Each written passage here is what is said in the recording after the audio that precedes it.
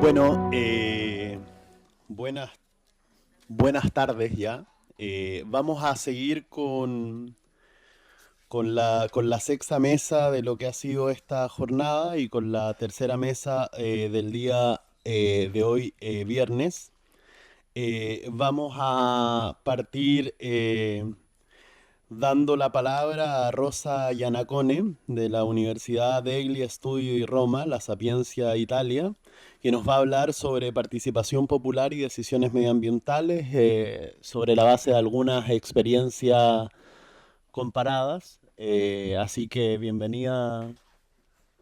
Con Rosa nos conocemos desde Chile hace muchos años, así que me emociona además muchísimo verte por acá. Muchas gracias. Y quiero sumarme a los agradecimientos que en estos días se han hecho a toda la organización. Eso ha sido de verdad estupendo todo y muy interesante. Como decía Matías, mi intervención de hoy se centrará en ilustrar algunas formas de participación popular en la toma de decisiones medioambientales y climática, y en particular me centraré en la experiencia europea y en la experiencia andina, con particular referencia a los casos de Ecuador y Bolivia. Antes de entrar de lleno en el tema, haré unos breves preliminares que con seguridad serán conocidos a todos. El primero es que la idea de naturaleza es una construcción social y por eso se entiende de forma distinta históricamente, geográficamente y culturalmente, y por eso también experiencias ordenamentales distintas asumen concepciones distintas del derecho medioambiental. De hecho, como todos sabemos, la experiencia andina se caracteriza por una concepción ecocéntrica de la protección de la naturaleza, mientras que las europeas se caracterizan por una visión antropocéntrica. Esto denota, sin embargo, que hay una tendencia en países muy distintos y distantes a proteger el medio ambiente a través de normas constitucionales. Pero la dinámica que ha llevado a esta previsión constitucional de la protección del medio ambiente ha sido muy distinta. En las normas de Ecuador y Bolivia ha sido predominante una dinámica bottom-up, de abajo arriba, debido al papel que tuvieron los pueblos indígenas en los procesos constituyentes y al ingreso de sus cosmovisiones en las nuevas constituciones. Por el contrario, en las constituciones europeas, a pesar de las diferencias y peculiaridades de la normativa nacional, estas constituciones se han visto fuertemente influidas por la legislación supranacional, según un movimiento top-down. De hecho, no es casualidad que las constituciones que se redactaron en los años 60 y 70, en perfecta sintonía con lo que surgía a nivel internacional y de la Unión Europea, contuvieron desde el principio cláusulas expresas sobre los derechos de tercera generación en general y sobre los derechos relacionados con el medio ambiente en particular. Otras constituciones europeas, y en particular las que siguieron a la Segunda Guerra Mundial, se han reformado más recientemente. Precisamente se han modificado para incluir cuestiones medioambientales, y la última en ser reformada ha sido la Constitución italiana de 2022. Anteriormente se había reformado la Constitución alemana en 1994 y la francesa en 2004.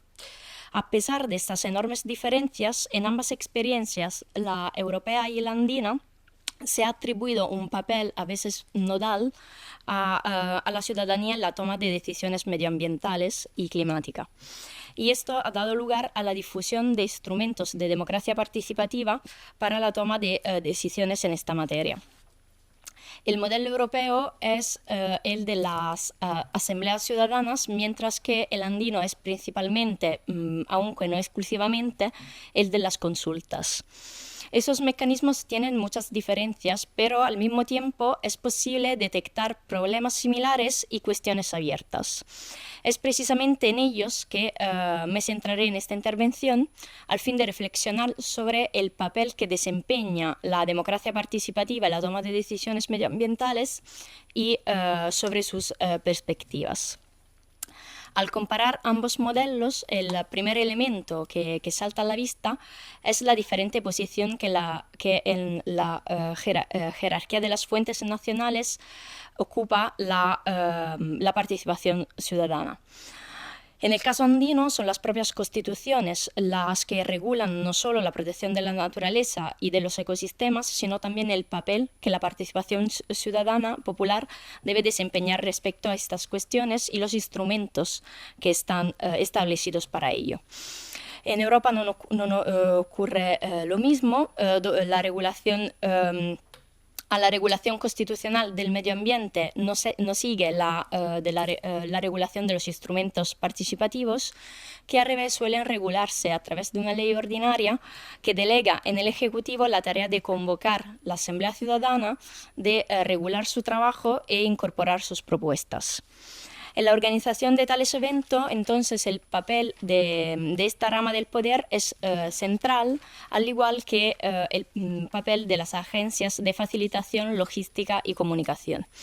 Esto genera unos pocos problemas ligados tanto al riesgo de centralizar más funciones en los ejecutivos, en detrimento de los demás órganos del Estado y en particular de los órganos legislativos, así como el riesgo de la privatización de este tipo de actividades, lo que por un lado podría ampliar una deriva tecnocrática de los estados contemporáneos, pero también podría llevar al no respeto de elementos cardinales del funcionamiento democrático de los estados, como la protección de las posiciones minoritarias. A ello se añade el hecho de que en casi todas las experiencias participativas europeas, el órgano encargado de convocar la Asamblea fue también el que circunscribió la discusión en cuanto a los temas a tratar y a los efectos que se producirían en el sistema. La identificación de la institución responsable de convocar la Asamblea es, por lo tanto, en Europa un elemento clave. Y ese es también un aspecto problemático en el contexto andino, donde, dependiendo de la temática de la consulta, los órganos encargados de activar estos mecanismos, las colectividades implicadas, el grado de vinculación de la convocatoria y el efecto del resultado de la convocatoria, en la mayoría de los casos están identificados constitucionalmente. De hecho, los instrumentos participativos previstos en las leyes fundamentales de Ecuador y Bolivia, según el caso, pueden activarse desde abajo o por las instituciones estatales, tener una aplicación local o nacional, dirigirse a toda la población o solo a las comunidades o los pueblos indígenas involucrados, así como su activación puede ser obligatoria o facultativa. Y su resultado también puede ser vinculante o no vinculante, aunque siempre se prevé que sea tomado en cuenta por las autoridades competentes. En estos ordenamientos, los principales problemas de esos instrumentos están relacionados tanto con su activación como con su frecuencia. De hecho, en Ecuador y Bolivia, por un lado, resulta especialmente complejo identificar las instituciones representativas de los grupos con derecho a participar en el proceso deliberativo y los métodos que deben utilizarse para convocarlo, ya que cada uno de ellos ejerce su derecho a la consulta según sus propias normas comunitarias. Por otra parte, se ha observado que incluso en los casos de consultas obligatorias, esa solo se celebra en raras ocasiones, lo que releva de alguna manera la fragilidad de estos instrumentos. Las dificultades para identificar a los actores implicados también es un elemento que caracteriza las asambleas sobre el clima y el medio ambiente que han sido convocadas en Europa. En estas ocasiones se ha recurrido al mecanismo del sorteo templado para representar lo más fielmente posible a la población y sus distintas facetas. Esto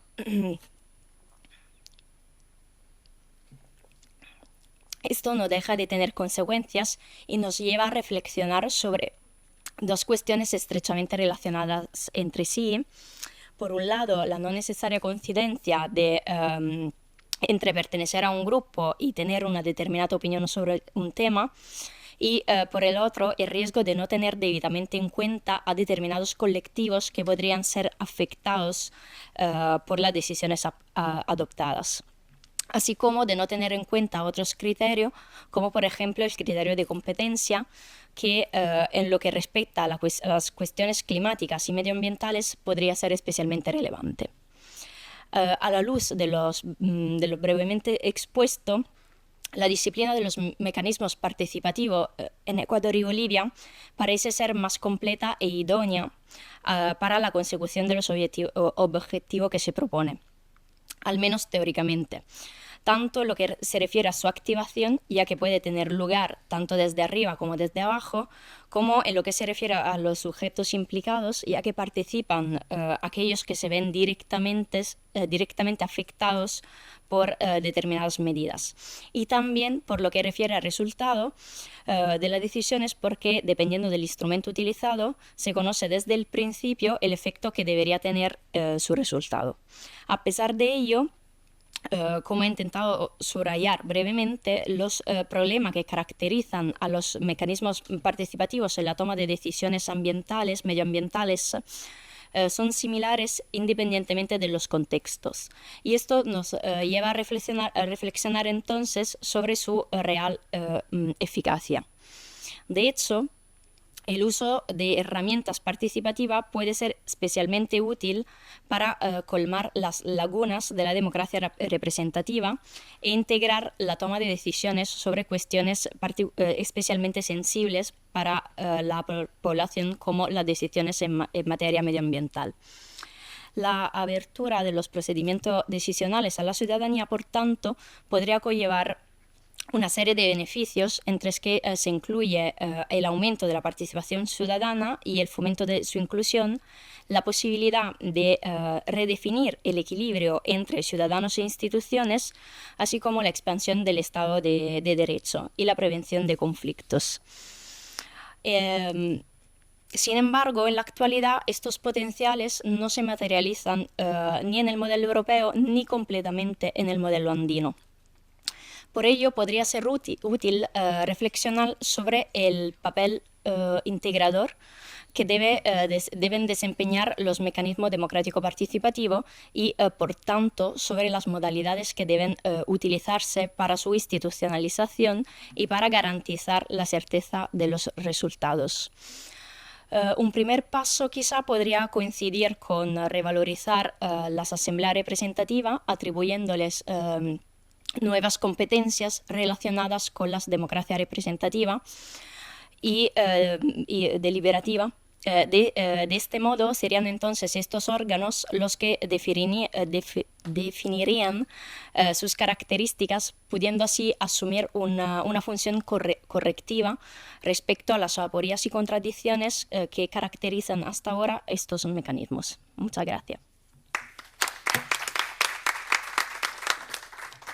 Ahora vamos a dar la palabra a la profesora Alba Leonilde Suárez Arias. Sí, está. Bueno, antes de empezar, yo quiero decir que estoy representando un grupo de investigación que está trabajando en turismo de naturaleza en la Universidad de Florencia, Caquetá, Colombia. Yo pienso que ya se ha escuchado suficiente de la normativa. Algunos nos salimos de las temáticas, este es el caso mío. Yo les voy a hablar yo soy licenciada en promoción de la comunidad, soy doctora de educación ambiental de aquí de la de Valencia, también muy encantada, muy enamorada de la universidad y bueno, en lo que pueda hacer, apoyar. Yo los invito a que leamos este interrogante.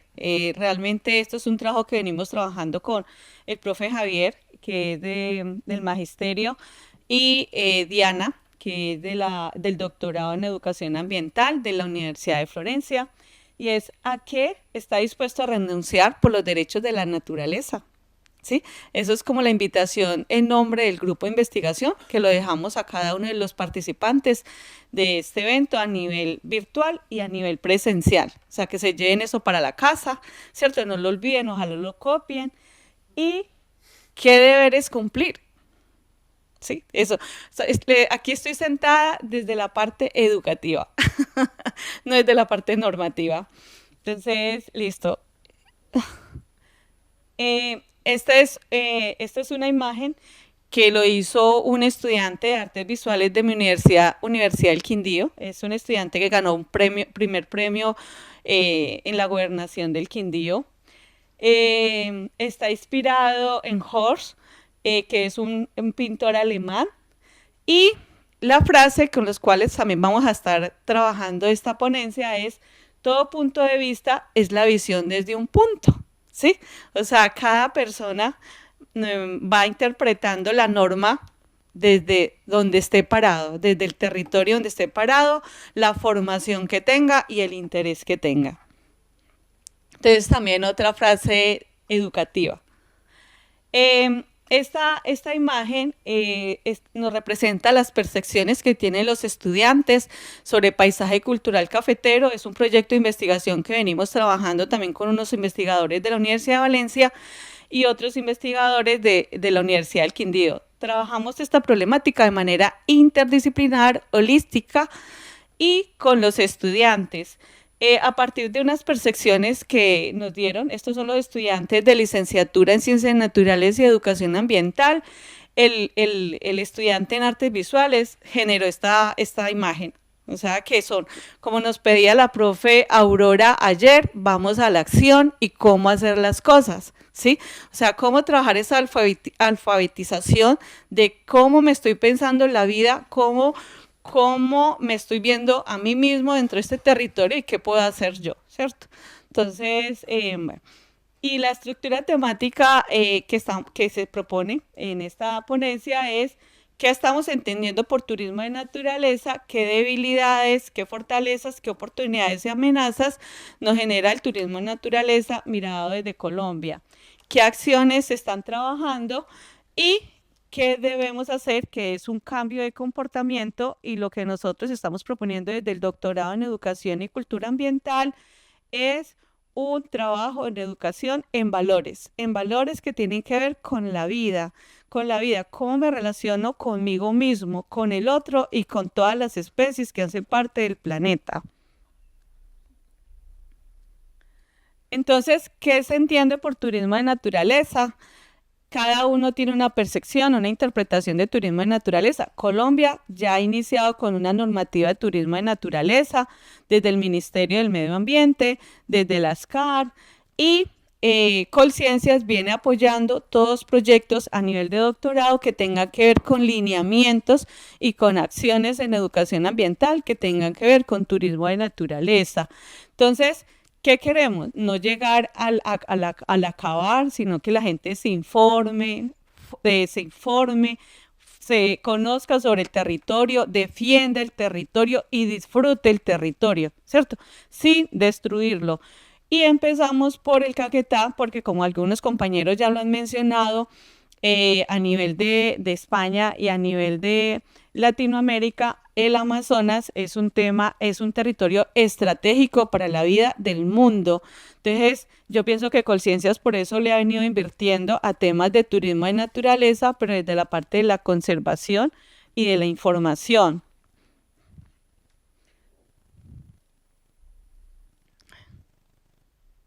Entonces, el turismo de naturaleza nosotros lo vemos como una oportunidad de formación, de conocimiento, de hacer parte de una buena gobernanza, de una buena gobernabilidad, de conectar con redes de turismo a nivel nacional e internacional, y también aprovechar las habilidades y destrezas de la población local. También le vemos unas amenazas, y las amenazas es que cuando nosotros estamos trabajando una normativa de turismo de naturaleza, hay una que se deja la interpretación. Son personas formadas, supuestamente formadas, las que emiten el concepto, ¿cierto? Que puede ser a favor o en contra del territorio. También una amenaza que puede haber una contaminación hídrica, como lo han dicho algunos compañeros, y a veces como la falta de servicios, cuando hay mucha oferta, cuando llegan muchos turistas, al territorio, pues eso genera problemas porque hay mucho requerimiento de servicios. Entonces, bueno. Aquí hay otra imagen. Esta imagen son las percepciones que tienen los estudiantes de trabajo social sobre paisaje cultural cafetero. Fueron ideas que fueron generadas a partir de un proyecto de investigación y que este estudiante Alejandro nos plasmó esta imagen. Para estos estudiantes, paisaje cultural cafetero ha generado deforestación y cambio del uso del suelo de manera acelerada, donde mostramos una cultura. Obviamente todo el mundo quiere ir a ver y conocer sobre paisaje cultural cafetero, el café. Acaban de probar un dulce que lo traje a propósito como pretexto, se llama Sabor a Territorio. Ustedes si van al Quindío van a encontrar muchos productos que se generan a partir del café. Hay algunos que les encanta el café y nos conocen es por el café. Entonces, pero eso ha llevado a un cambio del uso del suelo. Paisaje cultural cafetero aparece como segundo destino turístico en Colombia. Mucha gente habla del Valle de Cocora, de Finlandia, del Parque del Café y pues quieren conocer. Pero al mismo tiempo eso se nos ha generado en un problema porque paisaje cultural cafetero ha llevado a que mucha gente extranjera, Europa, Estados Unidos, se vaya a vivir, invierta en el departamento y eso ha generado pues un deterioro que ya no se alcanza a cumplir con los servicios que se requieren. ¿Listo? Y no queremos que esto que nos está sucediendo a nosotros en Armenia, en el departamento del Quindío, el eje cafetero, pues pase en el Caquetá. Por eso se están generando unos lineamientos que es lo que les voy a hablar, cómo los estamos pensando en Florencia Caquetá. Bueno, los desafíos que tenemos de la naturaleza, al momento, esta es otra fotografía.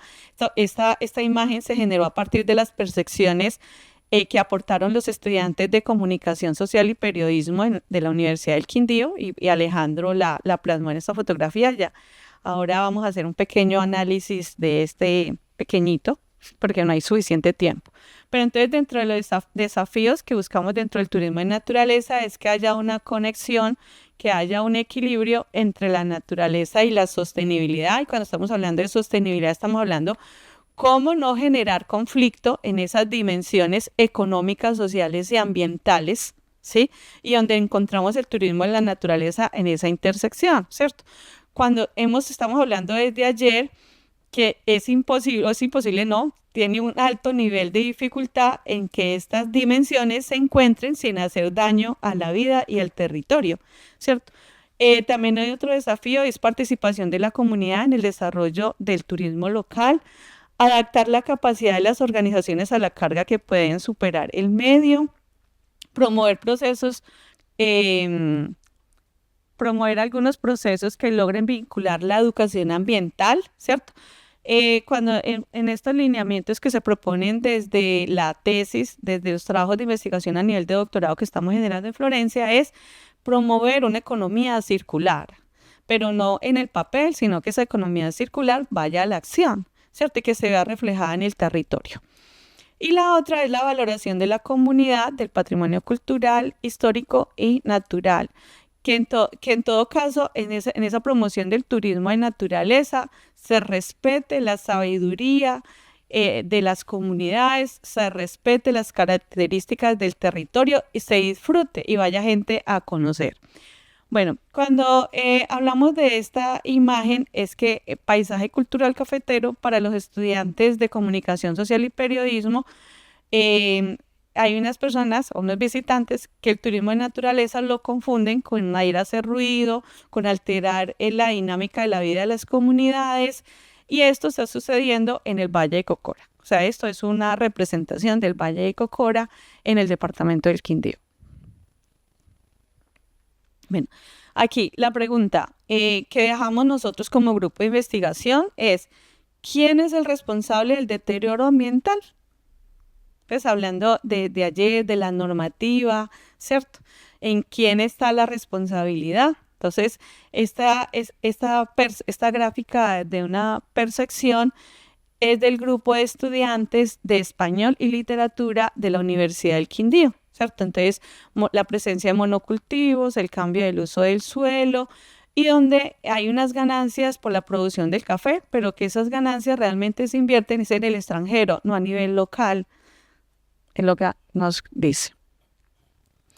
Bueno, aquí ya hay pues unos enfoques teóricos desde el turismo de naturaleza, que lo que buscamos es que vayan a disfrutar, a conocer, a que aporte a la economía de las comunidades rurales y urbanas, pero que se conserve el patrimonio.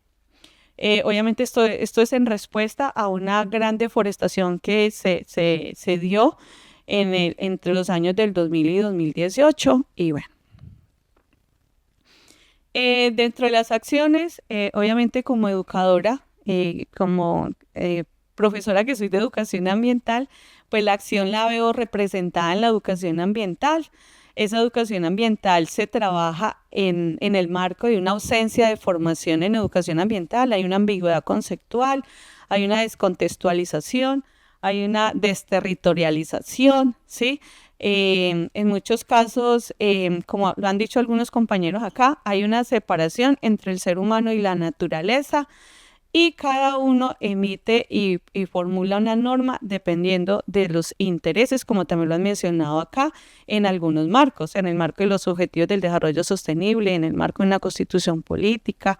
Bueno, y el turismo de naturaleza aparece como una estrategia de renaturalización de la selva amazónica, y también aparece como para fortalecer procesos de resiliencia, tanto en los ecosistemas como en las comunidades, porque las dos partes han estado muy golpeadas con el tema de la deforestación. El turismo de naturaleza, como principio, se exige que vaya con la participación de las comunidades y de los actores. Cuando estamos hablando de los actores se refiere a los entes administrativos, a empresas turísticas, a los visitantes, o sea, a todo el que tenga que ver con el territorio. Entonces, eso también se trabajó con Diana. Ella hizo un trabajo relevante en Florencia, en ese trabajo conectado con las comunidades y entes turísticos, las empresas turísticas. Hay una responsabilidad del Estado y de la ciudadanía, de ambas partes. Y dentro de ese diagnóstico, en Florencia hay una precaria presencia institucional. No entro en relevancia porque ya varios lo han comentado, compañeros de Colombia. Bueno, estamos los emprendimientos comunitarios, para nosotros es un modelo a seguir. Creemos en ese emprendimiento comunitario, está promovido desde Colciencias, desde el doctorado en Educación y Cultura Ambiental. Hay varios tesistas trabajando con comunidades indígenas, comunidades rurales, comunidades urbanas, y hay varios tesistas que están trabajando la educación ambiental desde las comunidades educativas de la Amazonía. Aquí tenemos algunas de las comunidades participantes. En aquellas políticas de desarrollo que ya han sido comentadas. Y dentro de las acciones, una de las cosas que más me recomendó el profe Javier, que con él estamos trabajando esta ponencia, y Diana, es que una de las acciones a seguir es la formación a nivel de profesionales, la formación a nivel del ciudadano de a pie, la persona que recoge los residuos, la persona que trabaja en la cocina. O sea, a todo el mundo hay que hacer un trabajo de sensibilización, educación, concientización sobre los conceptos o sobre lo que está pasando en el mundo con la vida. Y todo esto hay que hacerlo a través de una educación en valores, ¿sí? Porque hablamos de los valores, el valor del agua, el valor del árbol, el valor pero los valores de comportamiento míos, ¿cierto? Es lo que hay que trabajar, esa coherencia entre el pensar, el hacer y el sentir. ¿Usted qué está haciendo? Si el responsable del problema es el alcalde, el gobernador, es el coordinador de los objetivos del desarrollo sostenible, pero ¿cuál es su responsabilidad? ¿Cuál es mi responsabilidad? Entonces, bueno, aquí ya aparecen una línea final de pasar de la teoría a la práctica, a la acción. Exige una acción jurídica, social y ecológica. construir paradigmas capaces de proponer estrategias entre los alarmantes niveles de pobreza y la amenaza ecológica, pensar otras ideas de la justicia, como la justicia reparativa, justicia ecológica, que lleven a adoptar medidas redistributivas de la riqueza a nivel mundial, aplicar medidas de reconocimiento de valor de la naturaleza para la vida en todos sus aspectos y establecer medidas de participación en la toma de decisiones sobre los derechos y deberes del ser humano con los derechos de la naturaleza. Programas educativos basados en la educación en valores para sensibilizar y respetar los derechos de la naturaleza. Esos son algunos desafíos. Aquí está el grupo de trabajo de Florencia y muchas gracias.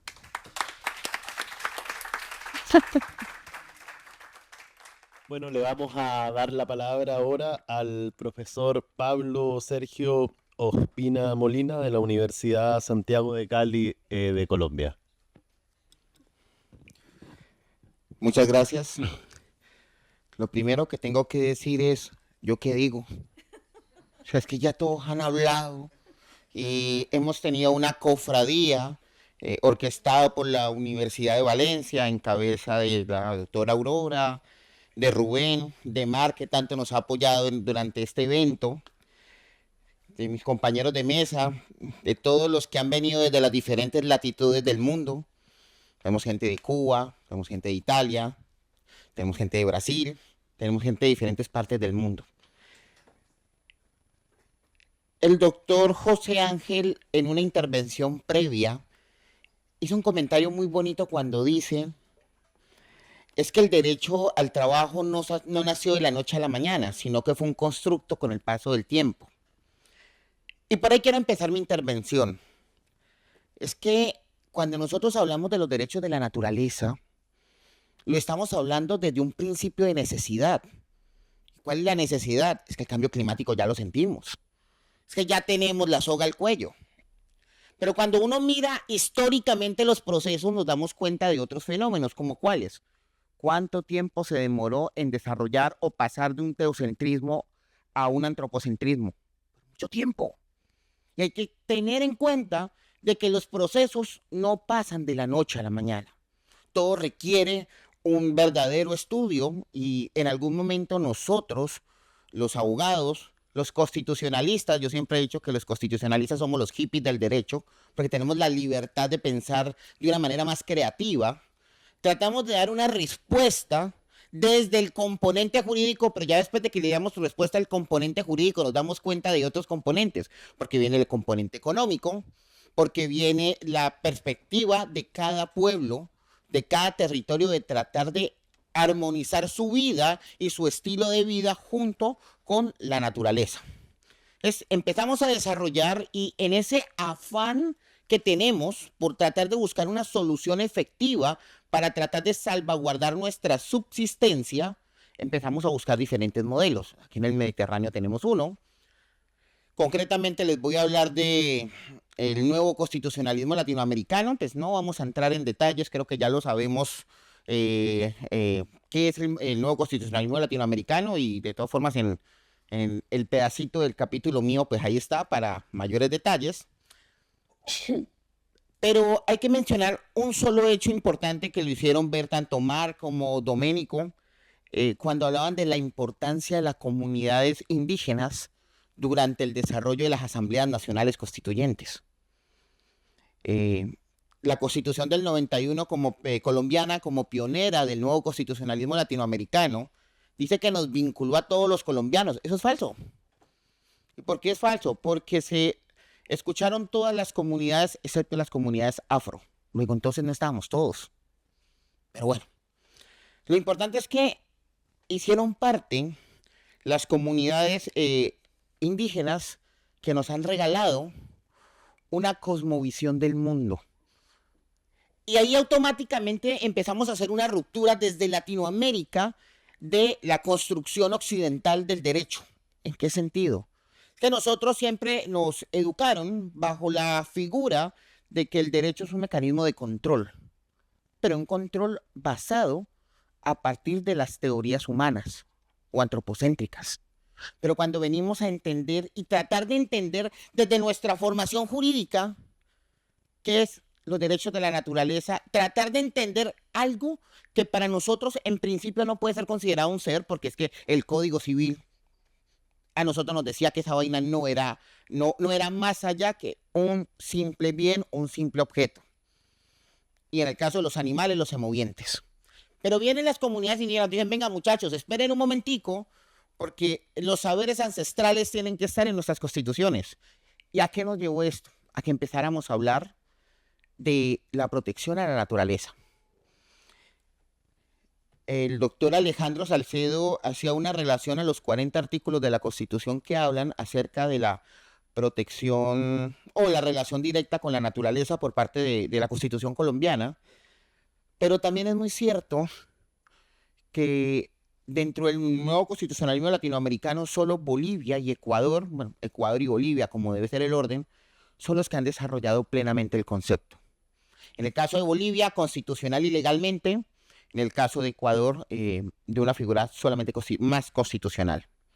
Y entonces ese es el aporte que América Latina, en cabeza de estos países del nuevo constitucionalismo, le regala al mundo en materia de protección al medio ambiente. Tratar de entender, tratar de, como lo dijera la doctora Tara en la ponencia el año pasado, cuando hablaba de ese sentir polifónico, de entender a la naturaleza desde todas sus perspectivas, desde todas sus necesidades, entender que nosotros somos vida porque estamos unidos a la naturaleza. De hecho, el 1 de agosto del 2020, los pueblos indígenas de América Latina celebraron el Día de la Pachamama, donde gentilmente le explican al mundo que Pachamama significa universo, mundo, tiempo, lugar, y que mama es madre, es decir, la madre tierra que nos fecunda o que nos lleva a que podamos vivir, coexistir, y como lo señalaba ahorita un ponente que nos precedió, decía, es que nosotros también dependemos de la naturaleza para comer, para alimentarnos, y no solamente para eso, sino para generar riqueza. Entonces terminamos nosotros viviendo en función de la naturaleza. Mi ponencia se titulaba Aporte constitucional y activismo constitucional sudamericano en la protección de la naturaleza. Ya a partir de la primera parte, cuando digo qué hizo el nuevo constitucionalismo latinoamericano, y al consagrar los conceptos de naturaleza sujeto de derecho desde el punto de vista conceptual, ya nos marcó el espacio. Pero se viene el resto de la tarea. Y aquí Colombia alzó la mano porque lo que nos quedó faltando en la Constitución, la Corte Constitucional lo está tratando de alzar, y con ella las demás jurisdicciones en Colombia. El doctor Alejandro mencionaba muy acertadamente en nuestro sistema constitucional difuso, donde los jueces terminan teniendo una u otra interpretación. Pero la Corte Constitucional, con la sentencia 622 del 2016, T622, que ya la hemos mencionado tantas veces, empezamos a hablar en Colombia de la naturaleza sujeto de derechos. Pero es muy curioso porque los procesos se van desarrollando. Y es que desde el año 92, con la sentencia T411, la Corte Constitucional empezó a virar. Ahorita hablábamos de la sentencia Ito, pero es que empezó a virar, empezó a hacer un cambio, empezó a generar una transformación de la visión que se tenía acerca de la naturaleza como sujeto de derechos. Nosotros nomás terminamos viendo la T622 y es donde nos sentimos orgullosos, pero nunca miramos el proceso previo. Lo que concuerdo con el doctor Ángel cuando nos dice que todo tiene su proceso, todo tiene su tiempo. Pero cuando nosotros empezamos a mirar el modelo ecuatoriano, y recuerdo mis clases de maestría de Derecho Constitucional con el doctor Rubén Martínez Dalmau, que nos explicaba el fenómeno de Loja, de la sentencia que se emitiera en Loja por parte de un juzgado provincial, si mal no recuerdo, el cual empieza a hablar en la Constitución, no desde la Constitución, sino desde la administración de justicia, empieza a hablar de la naturaleza del sujeto de derechos. De ahí para allá se vinieron muchas sentencias, las cuales están relatadas y no tiene sentido que las mencione en este momento porque sería redundante, fácilmente las podemos consultar. Bolivia, por su parte, también ha tratado de armonizar esa jurisprudencia con esa visión que tiene desde sus preceptos constitucionales. ¿A qué voy con todo esto? A que si bien las constituciones están tratando de generar una conceptualización y empezar deontológicamente a armonizar la relación ser humano-naturaleza, cómo dependemos de ella y cómo tenemos que protegerla, fenómenos ajenos, tal vez no ajenos, pero sí particulares, como fenómenos de política, corrupción, bueno, todo lo que conlleva nuestros reales saberes y entenderes, nos llevan a entender que ha sido insuficiente. Entonces le toca arrancar a la Administración de Justicia. Nosotros en Colombia ya estamos un poquito acostumbrados al activismo judicial ante la insuficiencia del legislativo, ante la insuficiencia del ejecutivo para tomar las decisiones que tiene que tomar, y entra a la Corte Constitucional y entonces nos quejamos diciendo que es que la Corte legisla. No, la Corte está haciendo lo que las demás ramas del poder público no pueden o no quieren hacer. Pero en este Congreso se ha planteado por varios ponentes el siguiente escenario. ¿Es suficiente? Y hablábamos de derechos, pero también hablamos de garantías que en la práctica no se están dando. Porque es que nosotros vanagloriamos o glorificamos la sentencia T622, esa que da origen al concepto que tenemos de naturaleza sujeto de derechos en Colombia, pero cuando vamos a ver en la práctica, esa sentencia casi que no se cumplió. Y terminó siendo una letra muerta, un simple reconocimiento. ¿Para qué esto sirve? Entonces, desde América Latina estamos tratando, o se está tratando de vía jurisprudencia, de tratar de complementar esa protección.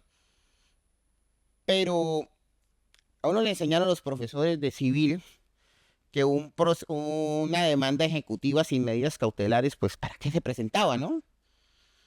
Básicamente es lo mismo. ¿Qué sentido tiene que empecemos a hablar de naturaleza sujeto de derechos y que las constituciones la consagren y que reformemos la constitución si es del caso para reconocerlo? ¿Qué sentido tiene que los tribunales constitucionales y no constitucionales empiecen a reconocer ese derecho si en la práctica no se está cumpliendo, no se está ejecutando? Estamos quedando acéfalos. La doctora Verónica Matabanchoy, perdona, un apellido poco común, nos plantea un escenario desde la justicia indígena. Pero es que la justicia indígena nos regala algo más allá que la simple administración de justicia. Uno de los fenómenos de la legitimidad de la norma es que la gente la acate. Cuando el pueblo empieza a entender la necesidad, cuando digo el pueblo no estoy hablando de los ciudadanos de a pie, estamos hablando de todos los actores que se vinculan en el Estado. Estamos hablando de los políticos, los presidentes, congresos, rama judicial, todos los actores políticos y no políticos. Empezamos a entender que hay que protegerlo porque es que de esto vivimos y es que esto lo necesitamos. Realmente las normas terminan volviéndose casi que innecesarias. De hecho, Roberto Viciano, en una intervención que hizo el día de ayer, nos señalaba eso. América Latina se está vanagloriando de tener constituciones excesivamente fuertes en materia de garantías de derechos. Sí, pero en la práctica, ¿qué está pasando? ¿Cuántos estados de cosas inconstitucionales no tenemos en Colombia? Muchísimos. Donde sencillamente no se está respetando los postulados constitucionales. Y no hemos podido con lo que tenemos, y le vamos a meter un reconocimiento más a la naturaleza, no hemos podido entender o proteger a los sujetos personas para que podamos proteger a los sujetos naturaleza con las condiciones que tenemos.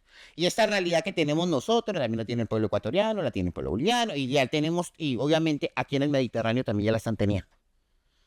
De tal manera que si bien el activismo y si bien el nuevo constitucionalismo latinoamericano, y los llevo de la mano a ambos, nos está dando una visión de la necesidad que tenemos y tal vez le está diciendo al mundo, venga, esto es otra forma de cómo podemos hacer las cosas dentro de este proceso de construcción de protección de la naturaleza,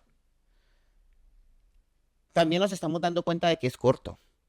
Y nosotros ya tenemos que empezar a dejar al derecho constitucional de lado, y no digo dejarlo de lado en ese sentido, sino dejar de pensar que el derecho constitucional todo lo va a resolver.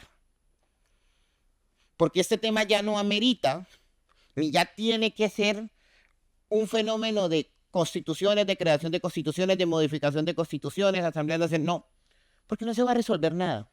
Se va a resolver el día que sencillamente todos los habitantes de la Tierra entendamos la necesidad del problema que tenemos encima, que llevamos muchos años aplazando y que poco a poco le estamos quitando a las futuras generaciones la posibilidad de vivir. Muchísimas gracias.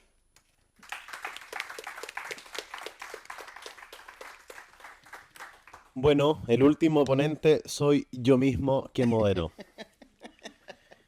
No me, así que así que muchas gracias eh, por a los demás ponentes que antes estuvieron.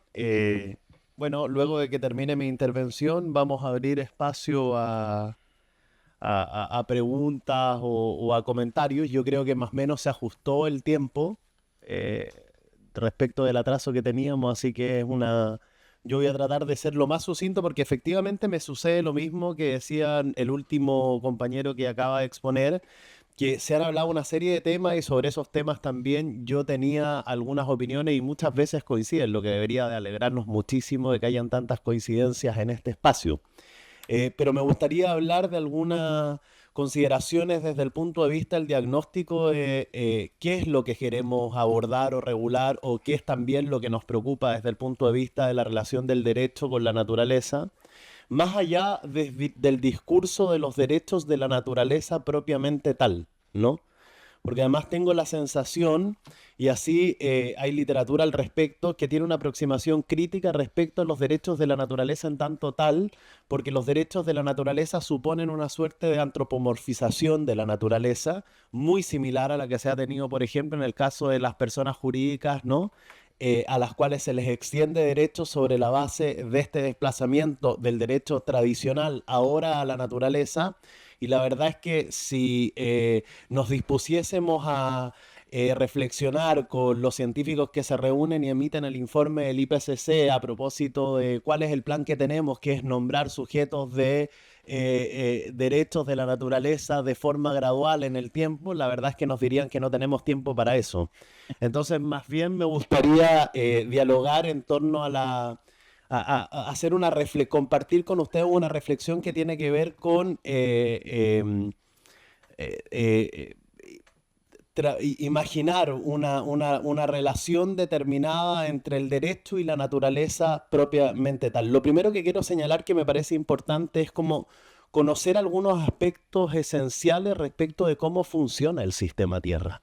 Porque estamos hablando de la naturaleza, estamos hablando del medio ambiente y es sumamente importante comprender cómo funciona el sistema Tierra. Esto es fundamental, ¿no?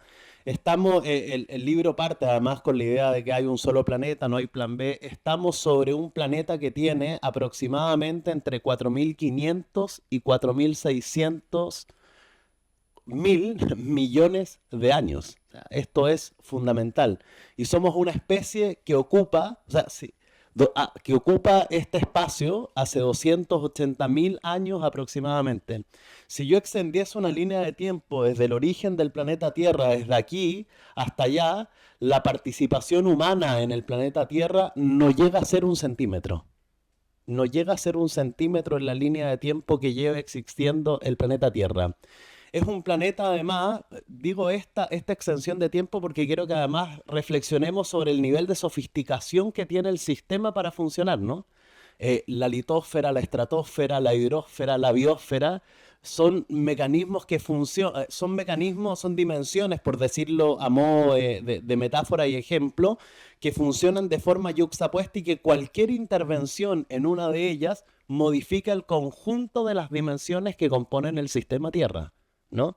A diferencia de la ideología liberal que tendió desde la Europa occidental moderna y que se termina por hegemonizar, disculpen, en el mundo, por parcelar la realidad, la verdad es que la realidad de funcionamiento del sistema Tierra es holística, ¿no?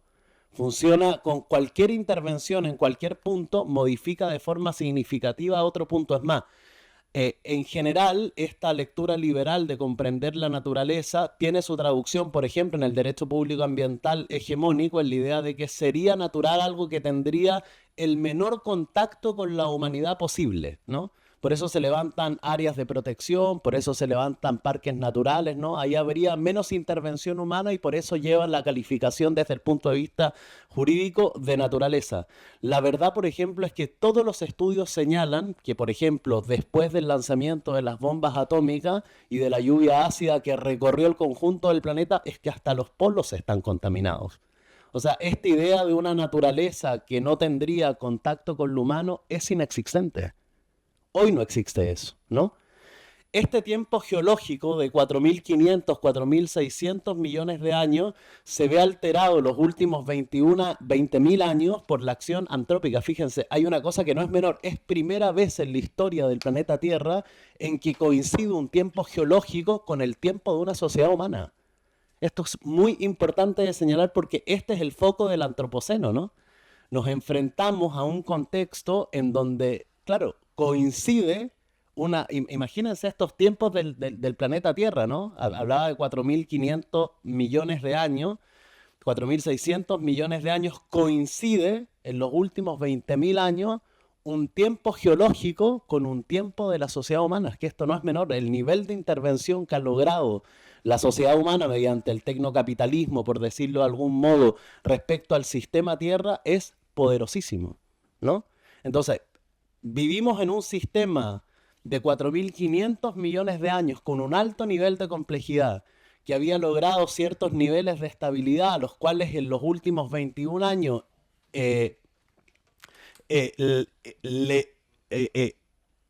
intervenimos, ¿no? Disculpen, con un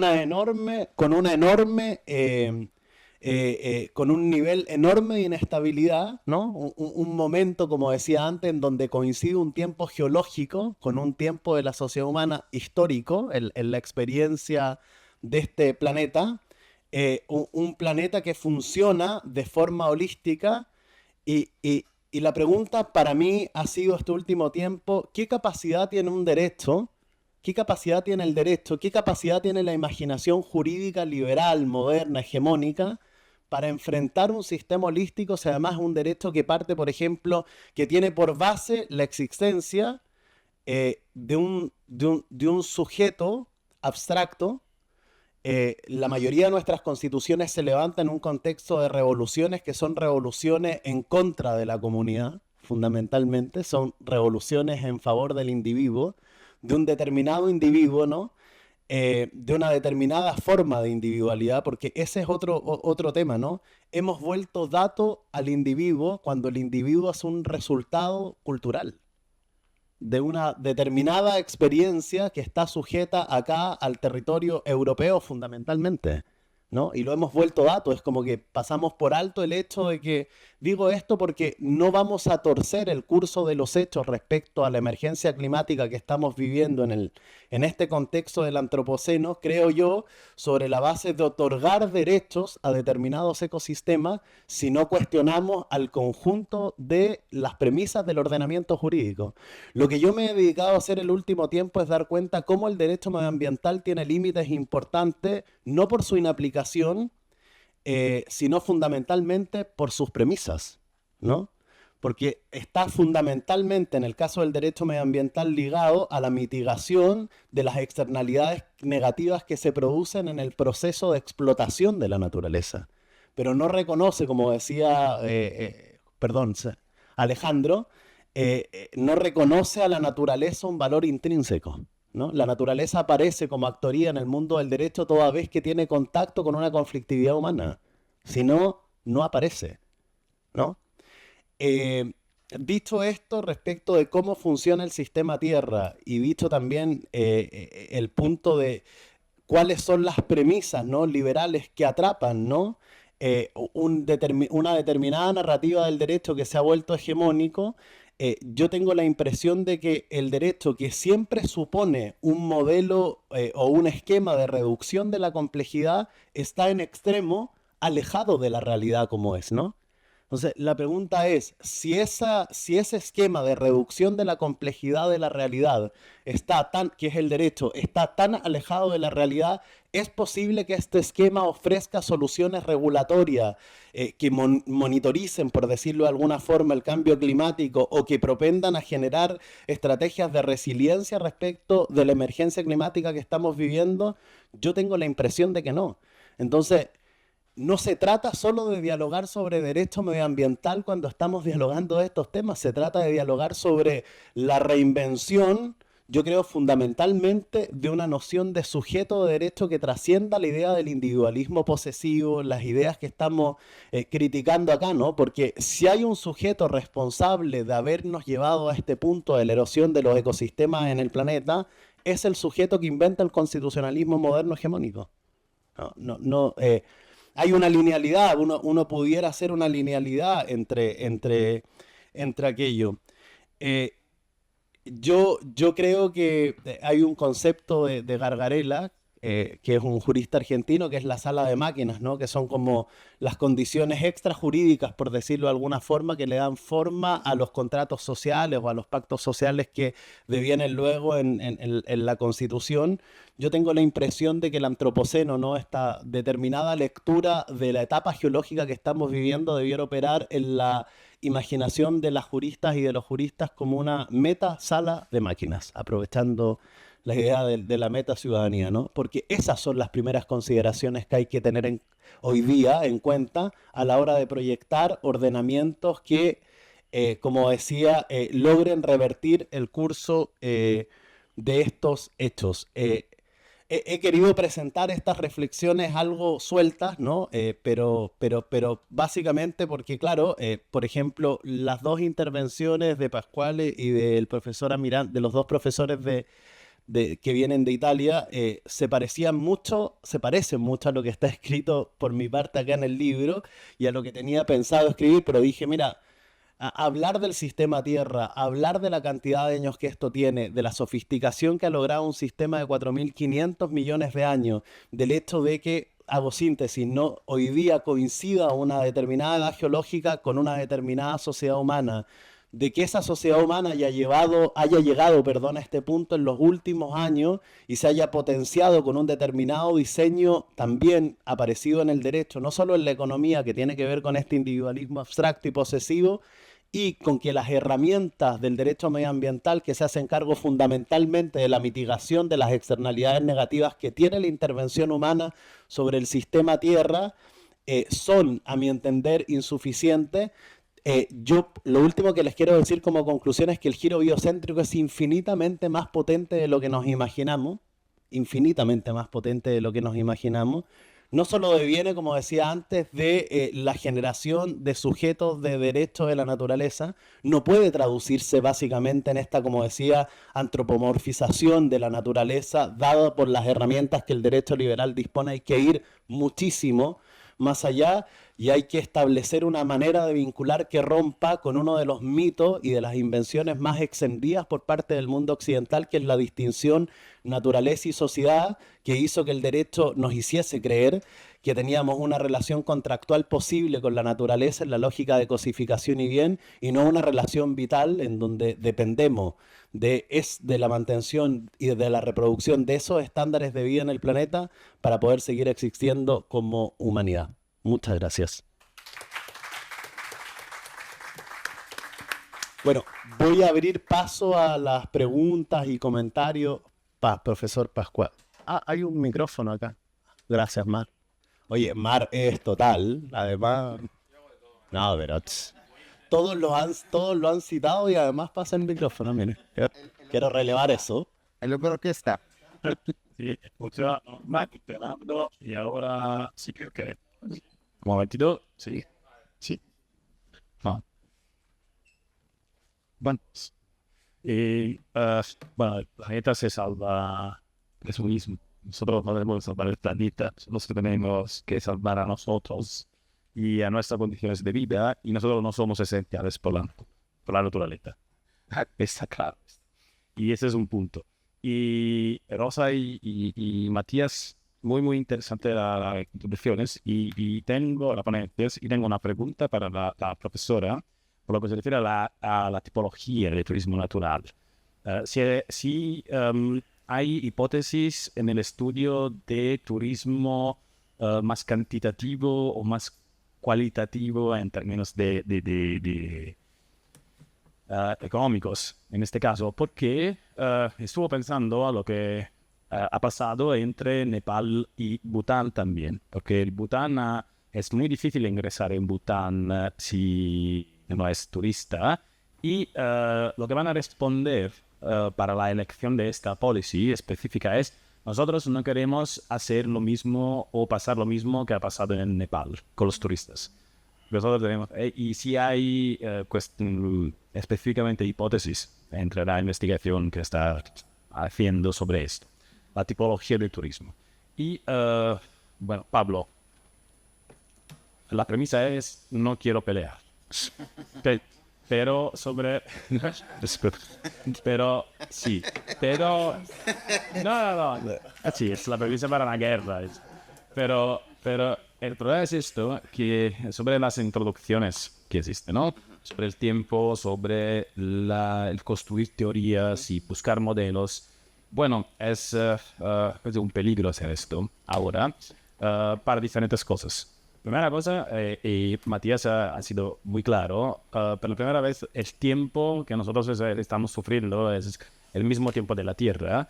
El problema es que el tiempo del derecho no es el tiempo de la economía, que no es el tiempo real. Y nosotros, y también el tiempo académico no es el tiempo real, porque es un tiempo diferente. Y, bueno, un tiempo para pensar y un tiempo para la acción. Y esto no es tiempo para pensar, porque el tiempo más acerca del área del tiempo real es el tiempo de la acción. Y ahora la distancia entre las teorías y la práctica es muy, muy pequeña. Ahora mismo. El problema de los modelos. Nosotros no tenemos que buscar modelos y no tenemos la oportunidad de pensar en los modelos y también de construir teorías paso a paso. Por un problema fundamental. Porque el problema es la hipostatización de los modelos. ¿Qué es? Es cuando desde el inmaterial, cuando hay este paso desde lo material a lo inmaterial a lo material, y después, como podría decir el profesor Almirante, los modelos después son considerados, especialmente en las prácticas, como formas para cortar galletas en la realidad. Ese es el problema. Cuando creo que tenemos que pensar y actuar también como académicos desde abajo hacia arriba, no arriba hacia abajo. Ese es el problema fundamental. Las garantías. Sí, el problema de las garantías. No creo que para enfrentar a la crisis socioecológica contemporánea tenemos que buscar algo entre las relaciones del derecho civil entre los privados y cómo se resuelven problemas entre los privados, porque la cuestión no es generacional, es existencial, ahora como ahora. Y, bueno, las garantías. Todo el reconocimiento en las constituciones, en los textos constitucionales. Bueno, solo dos preguntas. La primera, bueno, nosotros podemos pensar en el Tribunal de Verdad y Reconciliación del Sudáfrica, por ejemplo. Okay. Ha sido inútil, porque no hay condenas prácticas, ¿no? No hay ninguna ejecución, es en español creo, de condenas. Ya. Y en otros, y después otras comisiones también. Pero han hecho un montón de cosas, porque han impulsado el cambiamiento real, que es un cambiamiento de conciencia, ¿okay? Desde el nivel social. Y, bueno, estas son las garantías. ¿Y por qué estamos aquí? Las garantías. Puedes imaginar hablar de los derechos de la naturaleza en los 80, en la Universidad de Valencia, como en la Universidad de Trieste, la Universidad de la Campania. Totalmente imposible, ¿eh? Y nosotros probablemente Bueno, no soy muy bueno con las frases hipotéticas en español, pero en los 80 sería un loco, una persona que habla de derechos de la naturaleza y personalidad jurídica y todo esto. No podemos simplemente reducir todo a una aplicación práctica y formal, especialmente por lo que se refiere a los derechos de la naturaleza, porque siguen siendo, en la peor de las hipótesis, instrumentos y herramientas para fomentar este cambio.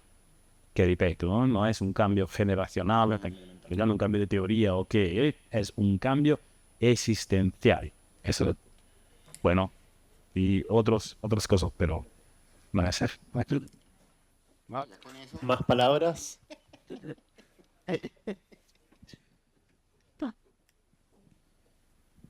Bueno, yo creo que primero que todo y ya no solamente pues agradeciendo a los panelistas de este momento, sino a todos, ¿no? Desde el día de ayer, pues comparto, no soy jurídica, no soy abogada, tampoco soy académica, y creo que me siento afortunada poder compartir en este espacio y por eso pues un agradecimiento a los organizadores y igualmente el permitirme poder compartir estos espacios. Yo creo que en todo lo que se ha venido conversando, no solamente pues desde el tema jurídico, desde el tema del derecho, sino yo creo que estamos hablando de un proceso en el que se está sintiendo que la humanidad está inmersa en un proceso de vida a la que nos estamos enfrentando.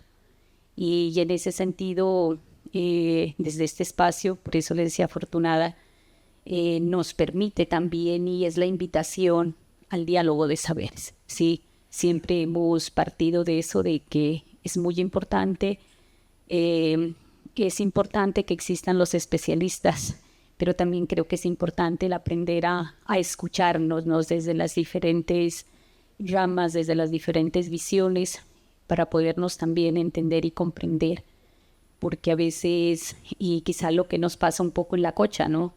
Precisamente si nos vamos a ver legislación ambiental, tenemos todas las figuras de protección, pero ya en la realidad, quienes hemos mantenido el lugar, quienes hemos conservado, quienes estamos al frente, como quien dice, o sea, la idea no es entrar en el choque, en la pelea, pero quienes hemos tenido que resistir hemos sido las comunidades, ¿no? Independientemente de que si existe o no existe derecho. Entonces, en ese sentido, pues agradecida, y la invitación a la academia es eso, ¿no?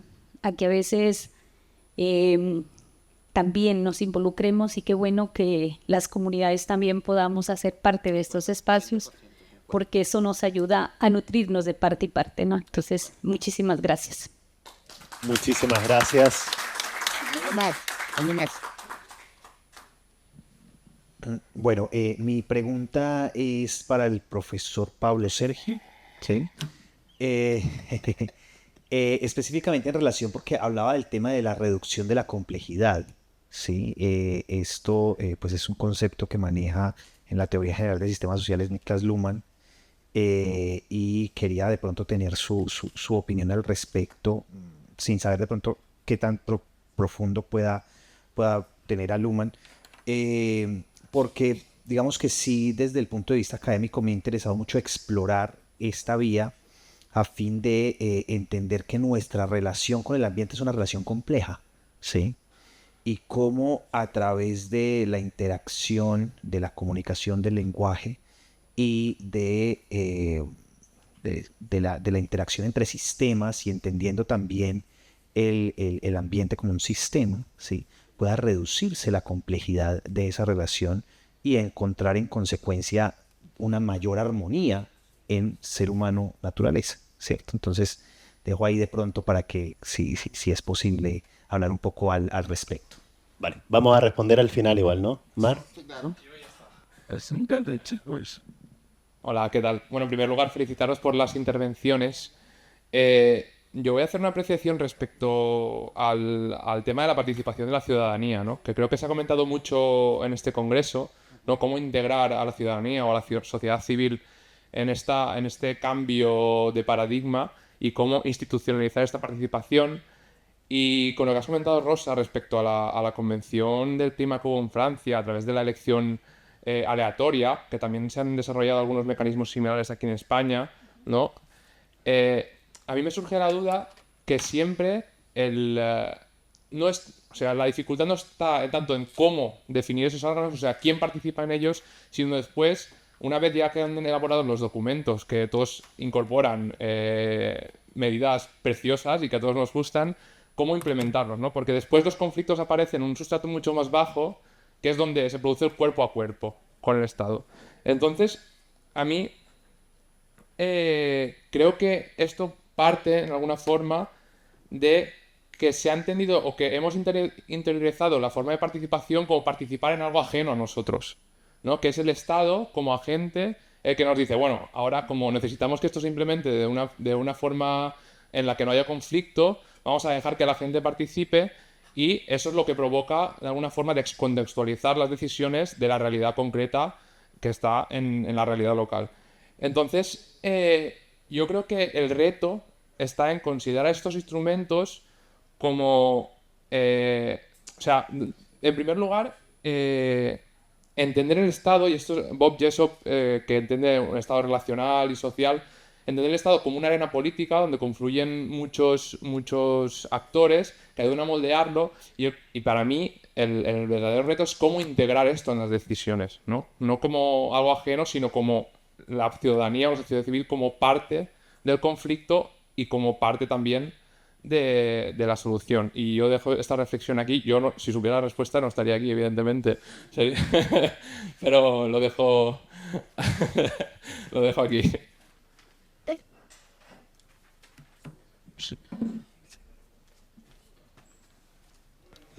Bueno, que se parta desde allá hacia acá, ¿les parece? ¿No?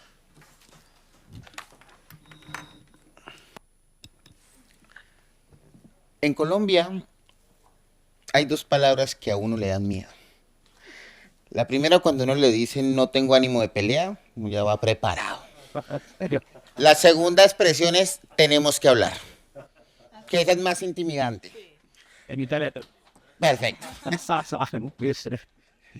Y como yo vengo del Valle del Cauca, yo seguramente hubiera sacado una pacora, que es el machete que utilizan para cortar los cañaduzales, cuando usted me dijo eso. Sin embargo, la verdad es que concuerdo con todo lo que dijiste. La verdad, no hay un punto de pelea o de discusión, porque si bien es cierto que traté de hacer una abstracción de tiempo demasiado escueta, porque es bastante escueta, de pronto lo que quería ver era, o quería precisar, es que la humanidad se está enfrentando a un cambio que primero es necesario, como lo planteé, tan así de que estamos hablando de que el escenario no debe ser que una ley nos obligue, sino ya una concepción propia del ser humano. Pero cuando nosotros miramos todos los procesos históricos tomaron tiempo porque no había tanto en juego. O en juego, perdón. Y cuando digo no había tanto en juego es que aquí ya se está amenazando la subsistencia de toda la humanidad. Entonces, desgraciadamente, estos procesos que estamos tratando de adelantar desde los diferentes escenarios académicos, políticos, bueno, todo lo que conlleva tratar de atender la naturaleza sujeto de derechos, nos tiene que llevar a una reflexión, y es que estamos todos atacando desde nuestras propias perspectivas, desde nuestras propias herramientas, desde nuestros propios elementos. De pronto las realidades de los países europeos no son las mismas que las de América Latina. O sea, nosotros de pronto nos enfrentamos a unos escenarios más complejos por la propia humanidad, por los propios habitantes del territorio. Entonces, digamos que de alguna manera todos estamos tratando de atacar el problema como podemos. El problema es que tal vez no estamos teniendo una acción coordinada, que era lo que más, creo que sería lo que más se necesitaría para atacar el problema de raíz. Concuerdo contigo en que no se puede hablar digamos que desde la rapidez propia, de pronto lo que se hace un escenario como estos, porque eso es un escenario de profunda reflexión, Y tal como lo planteaste, en los escenarios de los 80 era imposible hablar de esto. Hoy estamos hablando porque es nuestra realidad. Como en los 80 hablar de otro tipo de ismos también era casi que imposible. Hoy en día tenemos una apertura intelectual. De pronto nosotros estamos mediados por un fenómeno y es el siglo XXI donde esto nos hizo andar a la carrera en todo, donde ya fácilmente tenemos conexión, información, tenemos acceso a información y tenemos todos los elementos para tratar de construir. No es lo mismo en los 80 donde no se tenían esas posibilidades. Concuerdo plenamente con tu observación y creo que realmente la reflexión es esa. Tenemos que seguir trabajando porque este proceso simple y llanamente no nos da espera.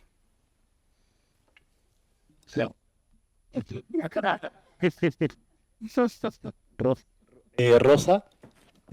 Sí, yo solo decir a Marc que estoy completamente de acuerdo contigo y lo que creo es que sí, pero no tenemos respuestas, pero sí podemos pensar en la estructura del Estado actual que puede hacer esto y por eso creo que nuestras asambleas legislativas deberían tener algún papel en estos instrumentos porque quizá son el único espacio institucional donde efectivamente, por las características que ya tienen, puedan las observaciones de las asambleas ciudadanas tener un efecto, un seguimiento por lo menos.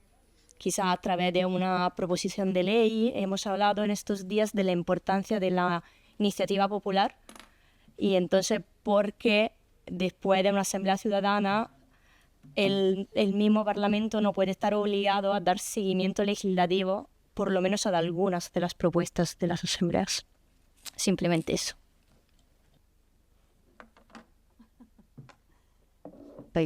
Alba. Bueno. Alba. Bueno. Me gusta ese nombre, hay una canción que me gusta que se llama así además. Sí, y a mí también me encanta. Sí. A mí también me gusta mucho mi nombre. Además que es muy ambiental. Además, y estoy vestida de qué ambiental. Bueno, sí, antes que nada, tú me preguntabas la tipología, ¿cierto? De la investigación, sí, la tenemos dentro de una tipología cualitativa, donde lo más relevante pues, dentro de la investigación es la participación de la comunidad, que la comunidad tenga cierto conocimiento sobre el territorio y dentro del principio de la sostenibilidad, donde se intente trabajar una armonía entre lo ambiental, lo social y lo económico y que realmente los beneficios sean para la comunidad, que es la que está conservando. En ese orden de ideas, inicialmente se piensa en un turismo de naturaleza comunitario a pequeña escala. Eso sería.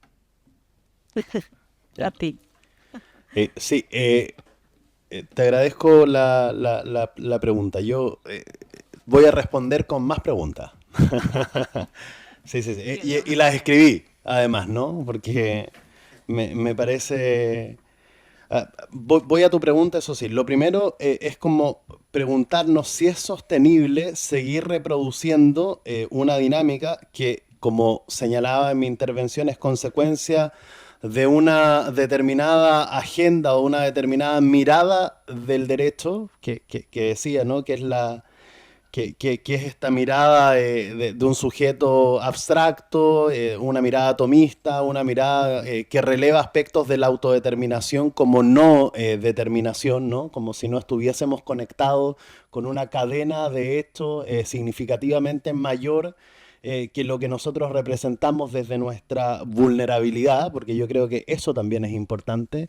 Si he descubierto algo desde el punto de vista de la reflexión el último tiempo respecto de cómo relevantar un diseño de sujeto de derecho que no tenga estas características que han culminado alineando los tiempos geológicos con los tiempos de la sociedad, es aceptar la enorme vulnerabilidad de la humanidad, ¿no? Yo creo que ese es un principio distinto respecto de estos principios de competitividad que instala el antropoceno, o también hay gente que le llama directamente capitaloceno a la edad geológica que estaríamos viviendo, dado el rol que ha jugado el capitalismo en él. Entonces, la primera pregunta es como, ¿es sostenible reproducir esta dinámica que ha culminado con esta alineación de tiempos geológicos y de tiempos sociales?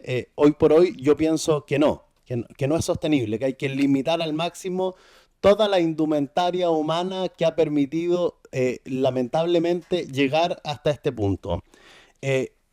Como, por ejemplo, otra cosa a propósito de los modelos de reducción de la complejidad que decía, ¿no? Porque, por ejemplo, la idea, la ficción de la certeza jurídica deviene de un modelo de reducción de la complejidad, ¿no? Porque es preguntarse acá como, ¿cómo en un modelo tan inestable, ¿no? Dada la evidencia científica, si acá lo que ha venido pasando el último tiempo es que hay una conjunción entre lo que en los últimos 40 años se ha señalado desde el punto de vista de la ciencia, con lo que venían señalando desde hace miles de años atrás nuestros pueblos originarios.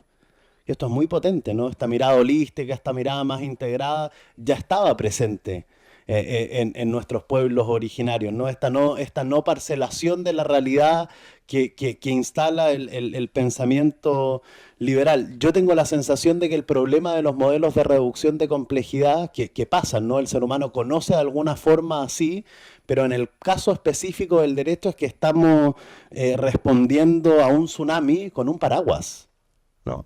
Ese es el problema de no reflexionar respecto a los modelos. Hay un profesor que me encanta, Jordi Yaria Manzano, de la Universidad Rovira i Virgili en Tarragona, que hace esta misma metáfora y dice que el derecho actual hegemónico tiene la lógica de la mecánica clásica y no de la mecánica cuántica, ¿no? Que estamos respondiendo a realidades que pudieran abordarse desde la lógica de la mecánica cuántica con la mecánica clásica, y eso es evidentemente insuficiente, ¿no? Y por último, es como, yo creo que sí es posible imaginar un sujeto de derecho con una agenda distinta de la agenda que nos ha llevado a la erosión de los equilibrios del sistema Tierra. Requeriría mucho más tiempo para poder desarrollar igual eso, pero yo tengo la certeza de que el sujeto de derecho como núcleo de los ordenamientos jurídicos modernos, y además por la elasticidad que ha tomado en contacto con el mundo indígena, con las demandas ciudadanas, ¿no? Porque los sujetos de derecho ya no solo son individuales, sino también colectivos, es posible reimaginar una noción de sujeto de derecho que no es lógica salvífica, en el sentido de que los seres humanos vamos a salvar el planeta, ¿no? Porque además la idea de extender esa línea de tiempo larga era decir qué insignificantes somos, ¿no? Pero claro, las premisas de, por ejemplo, del contractualismo que se producen Mira, esto de los 4.500, 4.600 millones de años, quiero decir esto porque me parece súper interesante siempre, empieza a dibujarse desde 1870, 1969, donde se tiene esta convicción. Toda la información que se disponía en el diseño inicial del derecho liberal moderno, que es hegemónico, no contaba con esto. Por eso buena parte de las instituciones que articulan nuestra relación con el entorno tienen el carácter determinista, tienen el carácter de que contamos con bienes que son inagotables y no atienden a los límites biofísicos del planeta Tierra. Eso. Así que cerramos esta mesa, nos vamos a comer. Yo voy a tener el mismo autoridad. Ah, perdón, cierran ustedes. Perdón, me estoy tomando. Pensé que era... ya, va a hablar Rubén y va a hablar la profesora Aurora. Y más, sí, que estaba aplicando el autoritarismo de Marx, que ya me doy cuenta que no alcanza para todo. Los dejo.